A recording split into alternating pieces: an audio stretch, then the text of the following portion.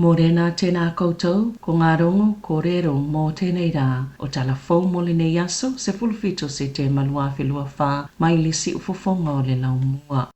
Tai titi lava o sui umo le kengi te pasika le Kilimanjaro, ua moli le tu la fono, ina ua mai aise su enga umia leo, na ta ua leo e silia ma le se lau moli anga ua whaie whaasanga i le kengi, ma e silia ma le lua se lau kilo kalama o le meth, silia ma le tasi tesi ma le 2 miliona ta lale tino i tupe, se fulu whāta avale au fie ma wilafi ua o la tautau fia, whapei mani a setai silia ma le 1 miliona ta la o la tautau wau whai, watua i le Kilimanjaro ilo la tau whaangaio ino ni solitu la fono u whala au whaasaina o le whiwha au ia ingo tupe mo mai whainga palapala e to leni ma o inisi o la tau sui ini tu a inga polukala me peo ni militeli sa ngā lulu e whaatasi leo o fisa o la fonga o fisa o tiu te mawhale pui i le su enga. E ono te sima le 2 miliona ta lato pe ngā tangata New Zealand i solitu la fono i lunga fsota inga e whaongai masini whaate konolosi e pe o kompiuta. E tu saimani whaamaumonga fōu mai le National Cyber Security Center o ia whaamaumonga e mai le aso momo Aperila e o atu i le aso tolu se fulo i uni. O le tele o le avai ngā tupe e mai ni li po te se fulu tasi sailu ngā toluta i se lau wafe tā la. Na si itia fo i le au whainga o tupe e ngau mai whaafita auli. E au fiele tāngu fio ni te o ngā tupe au noma se whaatanganga mai tolu te si maleono miliona tā la. Ni tupe a tangata New Zealand na ngau wai o whaafita auli pito silo na taatele li poti atu o ngā yoinga i e ngā oi e whaamaumonga patino o tangata. Ai whaau ngā e whai ai ngā yoinga whaasolitu la fono, whaapea ma ngā yoinga e ave whaanga o iai whaamaumonga o upu whaalilo mai si whaamaumonga patino, mai tu sama le whaase lau valus fulfali poti o ia ngā yoinga, e whaase lau tolus fulfali poti o tau whaasise, mai si li poti se lau onus fulfito. O leo o i whaamaumonga patino isi tangata e au noa ma se whaatanganga. Ua whaalia e au nanga Māori mo le soifua maloloina, e mafua le pito tele o pepe Māori Pasifika e awhia le syphilis, o nei le saunga le mo, mataunga tāwho mai, ua whaamawina le siti o le numera, o e a awhia le a whaamai, ai pito silo na to tele Māori Pasifika e awhia ai, o whaamamonga le fitu tau sanga ua tuanai. Sa liputia i le vaenga su ele ESR, e tolu 5 e na awhia le whaamai, le e pasi atu ele tina maitanga ilana pepe, e tolu 2 Māori Pasifika, mai leo whainga e tolu 5 na awhia le whaamai, o tūlanga o ngaunga e o iai, pe a awhia le ngase, e au fiele umo le ola o le pepe au ile manawa le tina, po o le whanau le au o le pepe, po o le matua mama i lava o pepe fau whaato a whananau, o lo fautua ina le ngā mai a trust le whaalelea o au nanga whaato sanga mo Māori, mo utu inatu e le pule o le au nanga Tamara Karu, ni fautua ngai whaaititi e tūlanga o ngaunga e oi Māori Pasifika ona o le whaamai, e ta ilua wha atama su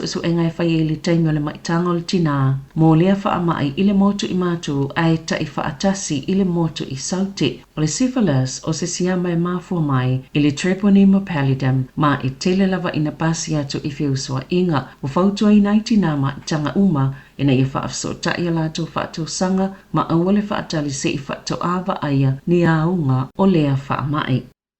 E matua te lele a fianga o tupe le tele o supermarket le New World i le motu i saute, ona o le tapu e le mawhai e ona whaatau atu ni awa malosi, mo aso e lua, e pe ona whaalia le whaala putuputonga o loo tau mawhai, e whaititia mapuipui le tutupua a fianga, e mafua mai le awa malosi, e taulus fululua supermarket le New World i le motu i saute. Ua whaasa ona o lanto to e whaatau atu ni awa malosi mo i tū lai whaase fulavalu, ona ua solia a ia inga o whaasalaunga whaapisi nisi mo ava malosi lunga o upenga ta whaailangi na whaalia le whaatonu sili o le Alcohol Health Watch o Andrew Callaway i le leitio New Zealand e ave le whaamalo i leo ona o le tūlanga sa o lanto whaatau tai e le mata upu sa matua tala whenga i lava la lato whisanga inga ma supermarketi i aia inga le whaalaulonga o tau ava malosi ma sa lapata ia mo foi o le tapu ua whaia e mafua ona o le whaalaulonga o ava malosi le DB Export Cold ma le Ultra Low Carb i le aso iwo i Januari. Wali potiele ye ni whaafitau li ua fiele polo kete su yele polo kalame le soifua maloloina le etotongi atu tupe i tausanga taitasi. O le tolu tausang talwai, sa whaamawina ile ona matua wha le tonu ato oto le polo kalame, a le soifua maloloina le tawhatu ora, mo malilienga matupe etotongi, peita e tolu tausanga mulimuliane, $5 miliona tala na whaaluina, aena o le suinga o le polo kete, ayatangia mai ele au sia le whaamoemoenga, sa fuaina e tu sai ma se pepa fauna tapena ina ele matanga luenga o tupe ile masina o mati. O whaafitau li nei sa whaamalusia iona whaanangulango le whaala putuputonga i se polo kalame tuwai. Ai o se polo kalame fo i ele e pe ona li putia. Sa whaonga mo le whaatinonga o le silia ma le selau $20 miliona o fe whaawia ingo o tupe po transactions i le tausanga maisi au nanga le soifua maloloina whaapea maisi whaala putuputonga o lo ta ua ilea pepa ile ofisa o tupe le tele o polo keti ilala ese sale le leo na tapena masale ausia mamae ai taimina tuai le kapeneta mo se whaai unga whaia ia polo keti safe sili le leitio New Zealand soifua maloloina mo se tali po le ale mafua anga o ia wha le tonu ai o afo ini vaenga na whaia iai talo mai le masina o mati. E ioele pulino o Wellington e tori whanau, ilu i tau le tamau ai ngofeangai nei matangata o le a ai, mai o fo ia te ia, le fo ina whaata watu lana ta amale se taime le imamao atu, e fe sosani tutonge ia na pili, na si iti atu le tutonge le pulino o, ili se lau $20 i wafe fit se lau i waiva tā la. Ina ua whao popo le tolu te si male fitu pasene ili masino i ulai, o le tau sanga i lua fe male lua, e whaapea na manu malo i se loto, e tasi te si male $5 na tala. Watoi amata ona whalongo ina tala noanga, pe moni lava ua whaale tonu Wellington, ona ua vaea ngā luenga i matanga luenga le malo, ma ua tāpuni a fo inisi o whale uloa whaapea i ma whale ainga i le taulanga, e tali tonu le pulenu, o le whaafitau li pitu te le mo pisinisi e Wellington, e fōlinga mai e mafua, ona ua whaititia tangata Sāmoa, ma whaititia fo i tupe whaalu, ma e eilona manatu, ua whaatiteleina ona o le vaea o tangata whainga luenga a le malo. O le fuafuanga alu mamao o le pule ngā nuu, o le ato e whaatau lau lai le taulanga i nei tau sanga lumanai, pe ona i le tali tonunga o whanau. Ua te enai ni tangata se to otolu ni molianga i whaasanga ia i lātou, i le seseo tu ua inga na whaia ia Allen Hall, i le vai tau o le a whiwa se lau $20. O le tasiva $5 na whaasanga ina i le o langa ato o le whale pui pui, Allen Hall, ona o le whasio te tangata whaamoemoina, ia Arthur Easton, peitai na toi whaale au ngā ina le whaamasinonga sili i le lua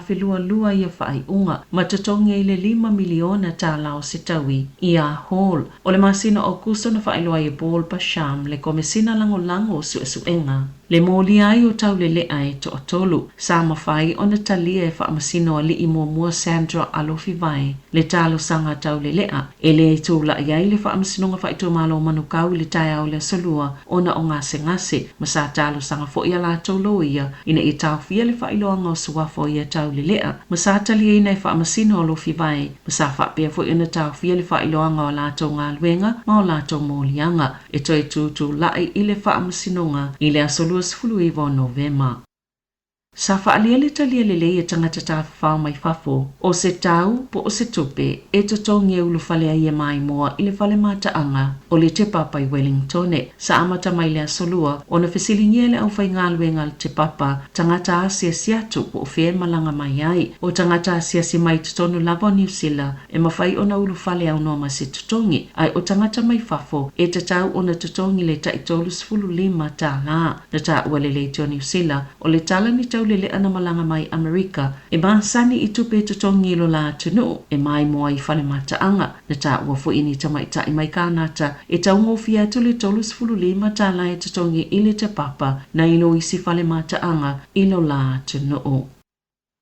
Wa amataina se fo mai i Dunedin se au nanga i tatongi i tangata le na o le ta $5 tā la, e wa ai ele fo mai ina ua ia i loa le mawhatia o ngase. I le tau ngata o le soifuanga, e le wao le wha se folo ma le iwa $10 tā la le tau e wa ai se fo mai so se vaenga le atunu, ai onisi au nanga i silia ma le ta iono vai aso, o wha atali mo se avanoa i le fo mai. E tali tonu Dr. Adrian Hinz, e ngalue le Dunedin City GB, e mo o mia se isi whainga, Talo ili si iti o tūlanga mo umia o tangata ngase ai vai tamau ainga. Wala ngā tatau wai se whale mai e tau ngofia ni tau. Na ia ta wale polo kalamel checkpoint ale li te o New Zealand. E tu samali tolu afe ngase va aia e le Dunedin City GB. Ai o lea ua lātou toi whaapopo se isi la ma ua lātou wala awina i le Dunedin Community Health. E se fo ilona whaatupenga. Mai la ititi se vai ngā tupe lātou te mau mai le malo. E fesosani ai ia i lātou. Pita ai e le o mawhaiona whaatupe ina ato ai le tau le au nanga. Lea olo o whaatau ngō fie.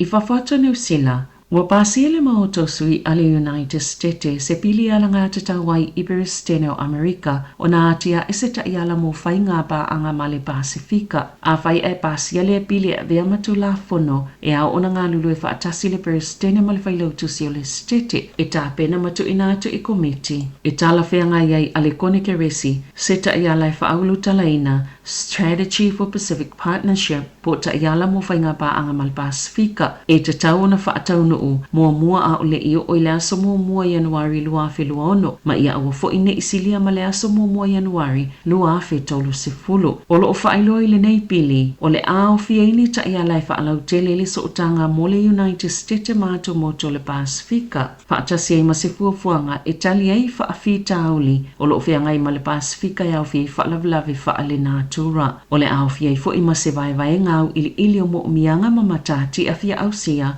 o lo fola sia i whainga malo a tunu o le Pasifika.